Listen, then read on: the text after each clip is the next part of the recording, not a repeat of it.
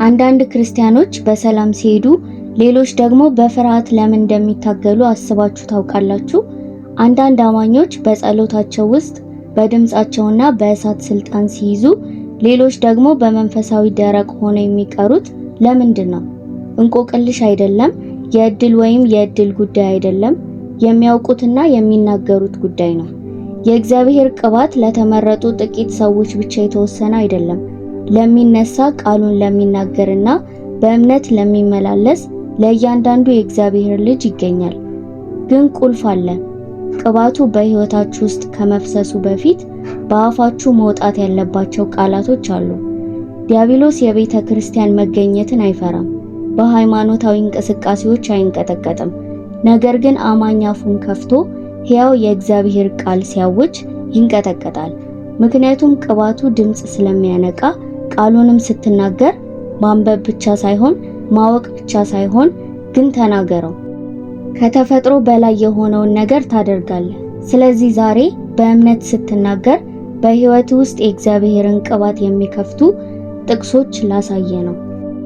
እኔ እዚህ የመጣሁት አንተን ለማዝናናት አይደለም።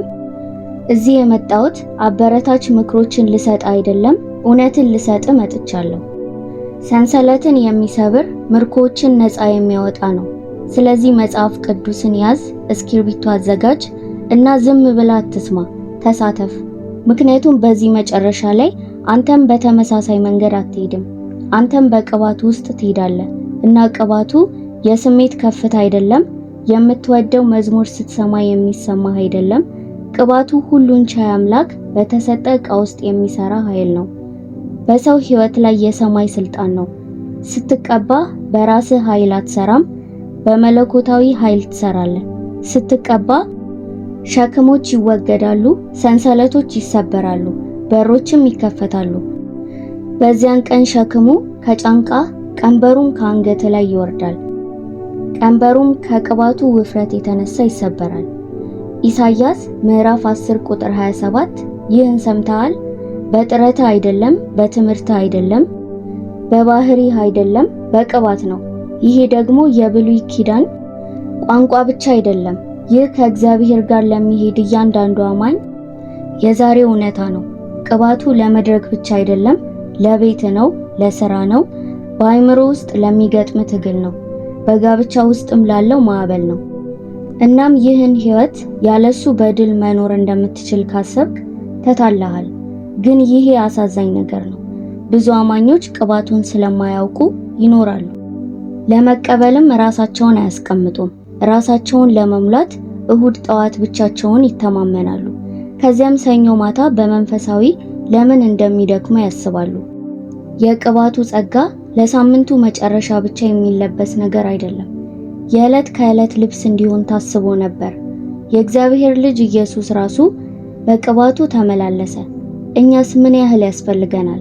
ስለዚህ ጥያቄው ቅባቱ አለ አይደለም። ጥያቄው በውስጡ እየተመላለሳችሁ ነው ወይ ነው። በሰማይ ኃይል ስር እየኖራችሁ ነው ወይስ በሃይማኖታዊ ጭስ እየኖራችሁ ነው? ቅባቱ ሚስጥር አይደለም። ይሄ ለተመረጡ ጥቂቶች ብቻ የሆነ መንፈሳዊ ልምድ አይደለም። የእያንዳንዱ አማኝ የትውልድ መብት ነው። ግን የትውልድ መብት በራሱ አይሰራም። መፈለግ፣ መቀበልና በእምነት መናገር ይፈልጋል። ዛሬ ስለ ቅባቱ ብቻ እናወራም። በምን እንነቃቃለን? በቃሉ ሰማያትንና ምድርን የፈጠረው ቃል አልዓዛርን ያስነሳው ያውቃል። አጋንንትን የሚያስወጣ ያውቃል። ቃሉን ትናገራለህ እናም በኃይሉ ትሄዳለህ። የእግዚአብሔር ቅባት ደረቅ ክርስቲያንና በመንፈስ ኃይለኛ ክርስቲያን መካከል ያለው ልዩነት ነው። እርሱ እሳቱን እንዲነድ የሚያደርገው ዘይት ነው። ቃላችሁን በሰማይ ስልጣን የሚደግፍ ኃይል ነው። ከሌለ ያለ ኃይል ናችሁ። ከእርሱ ጋር ግን ማንም ሊከለክላችሁ አይችልም። ብዙ ሰዎች የቅባትን ጥቅሞች ይፈልጋሉ፣ ነገር ግን ዋጋውን ለመክፈል አይፈልጉም። ኃይልን ያለ ራስን መስጠት ይፈልጋሉ። ስልጣንን ያለ መታዘዝ ይፈልጋሉ። እውነቱ ግን ቅባቱ በተራ ክርስቲያኖች ላይ አይወድቅም፣ በተቀደሱ ላይ ይወርዳል። ቅባት በብዙ እንቅስቃሴ አይሳብም። በመስመር መመራትና በእግዚአብሔር ቃል ጋር መስማማት ይሳባል። ሕይወታችሁ ከእግዚአብሔር ጋር እስካልተስማማ ድረስ ምንም ያህል ብትጮሁም ምንም ያህል ብትዘምሩም ሰማያት ጸጥ እንዳሉ ይቆያሉ። ለምን ብዙ አማኞች መንፈሳዊ ባዶነት ይሰማቸዋል? ለምን በድካም በጭንቀትና በመሸነፍ ይኖራሉ? ይህ እግዚአብሔር ሊቀባቸው ስለማይፈልግ አይደለም፣ ምክንያቱም ለመገኘቱ የተዘጋ ሕይወት ስለሰሩ ነው። ጠዋት ሲነሱ ከቃሉ በፊት ስልካቸውን ይመለከታሉ። ከመጽሐፍ ቃል ይልቅ ጭንቀትን ይናገራሉ። የእርሱን ድምፅ ትተው ሌሎች ሁሉን ድምጾች ያዳምጣሉ። በተፈጥሯዊ ልምዶች ተጣብቀው እያሉ በኃይለኛ ኃይል መመራት ይፈልጋሉ። ይህ ግን አይሰራም። ሰማይ ለሥጋ አይመልስም፣ ለእምነት ይመልሳል። ጠላትን በቅባት የሚመራ አማኝ አደገኛ መሆኑን ያውቃል። ስለዚህ ስልቱ ቀላል ነው። እንዲሁ ዝም እንድትሉ ያደርጋል፣ እንድትጠመዱ ያደርጋል፣ ሃይማኖተኛ ብቻ እንድትሆኑ ያደርጋል። ምክንያቱም የእግዚአብሔርን ቃል እስካልተናገራችሁ ድረስ፣ ተስፋዎቹን እስካላወጃችሁ ድረስ በሕይወታችሁ ያለው ቅባት እንደተኛ ይቆያል። ስለዚህ ዛሬ ቤተክርስቲያን መጽሐፍ ቅዱስን የሚያውቁ ነገር ግን በመሸነፍ በሚኖሩ ሰዎች ተሞልታለች። ቅባትን የሚያነቃቃው ዕውቀት ብቻ አይደለም፣ የተነገረ እምነት ነው። ዕብራውያን ምዕራፍ 11 ቁጥር 3 እንዲህ ይላል፣ ዓለማት በእግዚአብሔር ቃል እንደተዘጋጀች እንረዳለን። እግዚአብሔር ዓለምን በቃሉ ካቀና እናንተ በቃላችሁ ምን እያቀናችሁ ነው? ሕይወትን ትናገራላችሁ ወይስ ሞትን? ኃይልን ትናገራላችሁ ወይስ ፍርሃትን? ምክንያቱም የምትናገሩትን ነገር ትጠራላችሁ። አንዳንዶቻችሁ ግራ መጋባትን ስለምትናገሩ በትርምስ ውስጥ ትኖራላችሁ። ምክንያቱም ቃሉ ከሚለው ይልቅ ዜናው የሚናገረውን ማወጅ ትቀጥላላችሁ። በቅባቱ ውስጥ ለመመላለስ ከፈለክ አፍህ እርሱ ከሚለው ቃል ጋር መዛመድ አለበት። እዚህ ነው ብዙ ክርስቲያኖች የሚሳሳቱበት። ቅባትን ያምናሉ፣ ስለ እርሱም ይዘምራሉ፣ ነገር ግን እንደተቀቡ ሰዎች አይናገሩም። ድምጻችሁ ከእግዚአብሔር ድምጽ ጋር እስካልተስማማ ድረስ በሕይወታችሁ ውስጥ የኃይሉን ሙሉነት አታዩ። ቅባቱን የምትፈልግ ከሆነ እንደተሸከመው ሰው መናገር አለብህ። መጠየቅ አይደለም መግለጽ ነው። መጠራጠር አይደለም መናገር ነው። ቅባት እስኪሰማችሁ ድረስ አትጠብቁ። እውነት እንደሆነ ተናገሩ፣ ዘይቱም ይፈሳል። ሕይወትና ሞት በአንደበት ኃይል ውስጥ ናቸው። ይሄ የማበረታቻ ንግግር አይደለም። ምሳሌ ምዕራፍ 18 ቁጥር 21 ነው። መጽሐፍ ቅዱስ ነው። መንፈሳዊ ሕግ ነው። ቃሉን ተናገሩ። ፍርሃታችሁን አይደለም፣ ስሜታችሁን አይደለም፣ አስተያየታችሁን አይደለም፣ ነገር ግን ቃሉን ብቻ። አንደኛ ዮሐንስ ምዕራፍ 2 ቁጥር 27 ከእርሱ የተቀበላችሁት ቅባት በውስጣችሁ ይኖራል። ይህን እንደገና ስሙ። በውስጣችሁ ይኖራል፣ ይቀመጣል፣ ይቆያል። ነገር ግን ስንት ጊዜ አማኞች ቅባቱ እንደተለያያቸው ይመላለሳሉ። ስንት ጊዜ አስቀድሞ ያለንን ነገር እንጸልያለን። እግዚአብሔር አስቀድሞ በውስጣችሁ ያኖረውን ነገር እንዲሰጣችሁ መጠየቅ አያስፈልግም። ተናገሩት። ቅባቱ በውስጤ ይኖራል፣ በስሜት አይናወጥም፣ በጭንቅ አይጠፋም፣ በእኔ ውስጥ ነው። እኔም እንደርሱ እሄዳለሁ፣ እንደርሱ እናገራለሁ። እናም እንደርሱ ደግሞ ጸልዩ፣ እንደርሱ ኑሩ። ይሄኛው ጥቅስ የተልእኮ መግለጫችሁ ነው። ኢሳይያስ ምዕራፍ 61 ከቁጥር 1 እስከ 3። የሉዓላዊው ጌታ መንፈስ በእኔ ላይ ነው፣ የምስራች እሰብክ፣ ልባቸውን የተሰበረውን እጠግን ዘንድ፣ ለምርኮኞች ነፃነትን እሰብክ ዘንድ። እነዚህ ለማድነቅ የሚጠቅሙ ግጥማዊ ቃላት አይደሉም። ለመቀመጥ ብቻ አይደለም የዳናችሁት፣ ለመላክ ነው። የእግዚአብሔር ቅባት በእናንተ ላይ ነው። የነፃነት ዕቃ እንድትሆኑ፣ የተስፋ ድምፅ እንድትሆኑ፣ የደስታ አምጪ እንድትሆኑ። ይህንን ቃል ስትናገሩ ወደ መንግስት ተልእኳችሁ እየገባችሁ ነው። ለመንፈሳችሁና በአየር ያለ ማንኛውም መንፈስ ለዚህ ተቀብቻለሁ ብላችሁ ትናገራላችሁ። ጭንቀት ሲጫን ሊገባ ሲሞክር ተናገሩ። ከሐዘን ፋንታ የደስታ ዘይት ሰጥቶኛል። ሸክም በትከሻ ላይ ሲከብ የምስጋና ልብስ አለበሰኝ ትላለህ። ይሄ የሃይማኖት ንግግር አይደለም፣ ይሄ ጦርነት ነው። ቃሉም ሰይፍ ነው። ማንነትህን ግልጽ አድርግ። በኃይል መሄድ ትፈልጋለህ? ተናገር። በእግር ድፍረትንና በድምጽ እሳትን ትፈልጋለህ? እንግዲህ የእግዚአብሔር ቃል ከአፍ ይውጣ። እነዚህ ጥቅሶች አማራጭ አይደሉም፣ መሰረታዊ ናቸው። በቅባት መኖር እፈልጋለሁ ወይም አልፈልግም ብለህ መምረጥ አትችልም። ወደዚህ ተጠርተሃል። ይሄ የአንተ ድርሻ ነው። ነገር ግን አፍህ ከሰማይ ጋር እስካልተስማማ ድረስ ሕይወትህ ከምድራዊ መንፈስ ጭነት በታች ይቆያል። ስለዚህ መጽሐፍ ቅዱስን ክፈትና እነዚህን እውነቶች አውጅ።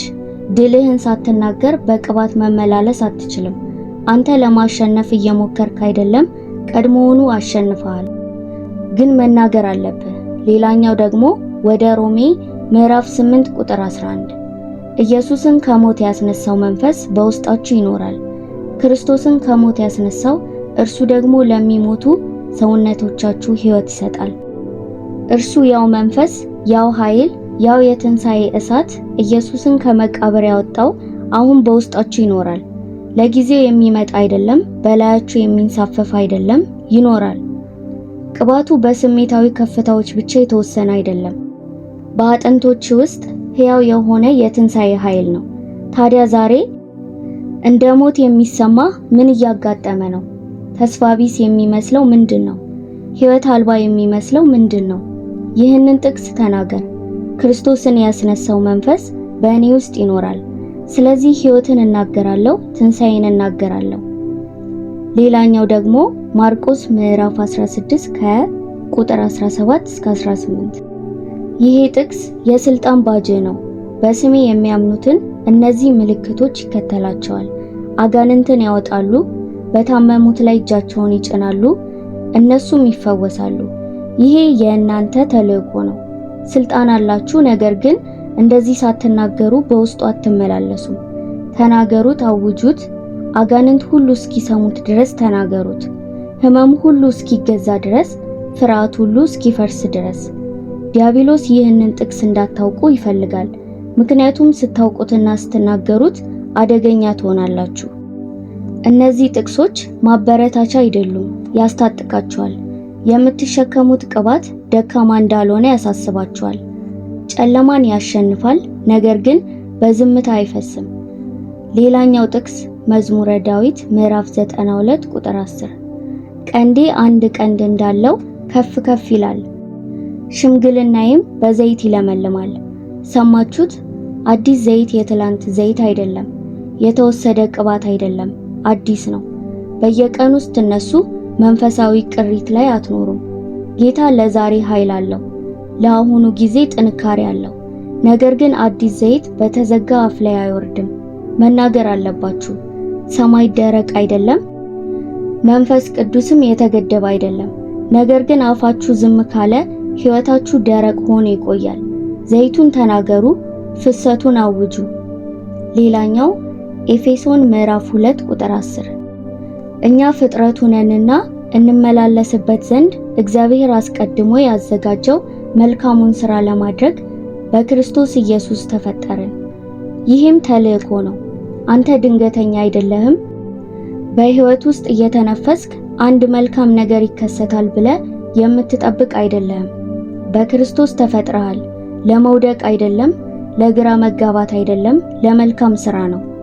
ሰማይ የአንተን ተልእኮ ከመጀመሪያ እስትንፋስ በፊት ጻፈ እና ይህን ጥቅስ ሁል ጊዜ ስትናገር እርምጃዎችህን ከዚያ ተልእኮ ጋር ታስተካክላለህ።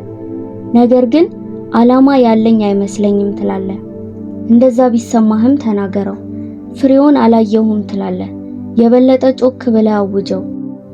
አፍህ እግሮችህ ከሚደርሱበት ቦታ በፊት ይደርሳል። የምትናገረው ነገር ሕይወትህ የሚጀምርበትን መንገድ ይጠግናል። እኔ የእግዚአብሔር ሥራ ነኝ፣ በእጁ ተሰርቻለሁ፣ በእነርሱም መመላለስ ዘንድ ተፈጥሬያለሁ። ይህም በቂ ጊዜ ብትናገረው መኖርህ ይጀምራል። እናም እነዚህ ቃላት የቅባትን ሁለት አቅጣጫዎች ይፈታሉ። እረፍት ለውስጥ ሕይወት፣ ኃይል ለውጭ እንቅስቃሴ። ፍጹም ጊዜን አትጠብቅ። ሕይወትን በመናገር ጊዜውን አንተ ፍጠር። ቅባት በስሜት አይገኝም፣ በእውነት ይገኛል። እውነትን መናገር ይጠይቃል። ከዛሬ ጀምሮ እነዚህ ቃላት በጠዋት በከንፈሮች ላይ የመጀመሪያዎቹ ይሁኑ፣ በሌሊትም በመንፈስ ውስጥ የመጨረሻ ይሁኑ። አጠገባ አድርጋቸው፣ ምክንያቱም ቃሉን ስትናገር በቅባት ውስጥ ትመላለሳለህ። ይህም መለኪያ ይሁን። ሰው በእንጀራ ብቻ አይኖርም፣ ከእግዚአብሔር አፍ በሚወጣ ቃል ሁሉ ነው የሚኖረው። እነዚያ ቃላት አሁን በአፍ ይወጣሉ። እነሱ ሲወጡ ዘይቱ ይፈሳል፣ ሰንሰለቶች ይሰበራሉ፣ እሳትም ይወርዳል። እነዚህን ጥቅሶች በየቀኑ ተናገር። በእግዚአብሔር ቅባትም ውስጥ ተመላለስ።